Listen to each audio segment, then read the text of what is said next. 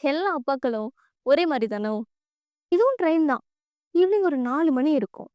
என் பக்கத்துல இருந்தவரு ஸ்டேஷன்ல நகாப்பழம் வாங்கி சாப்பிட்டு, நல்லா இருக்கவும், எல்லார்கிட்டயும் குடுத்து, "சாப்பிடுங்க, சாப்பிடுங்க. என்ன அருமையா இருக்கு டேஸ்ட்டு. இப்பலாம் எங்க இந்த மாரி பழம் வருது?" என் பையனுக்கு கூட நகாப்பழம் ரொம்ப பிடிக்கும். ஆனா, ஃபாரின்ல இருக்கானா, அதனால இதெல்லாம் எங்க சாப்பிட போறான்? அப்டின்னாரு.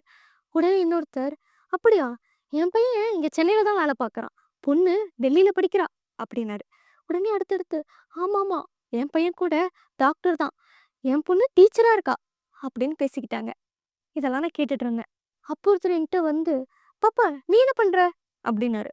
"நான் படிச்சுட்டேங்க, வேல பார்த்துட்டு இருக்கேன்" அப்படின்னு சொன்னேன். "Good, good. இந்தா" அப்படின்னு ஒரு கார்டு குடுத்தாரு. இது என் பொண்ணோட கார்டு. ஈரோட்ல படிக்கிறா. ஆனா மெஹந்தி ஆர்டிஸ்ட். நல்லா மெஹந்தி போடுவா பாப்பா. உனக்கு ஏதாவது ஃபங்ஷன் வரும்ல, இல்லனாலும் உன் ஃப்ரெண்ட்ஸுக்குலாம் ஃபங்ஷன் வரும்ல, அப்ப கூப்பிடு. நல்லா பண்ணி தருவா.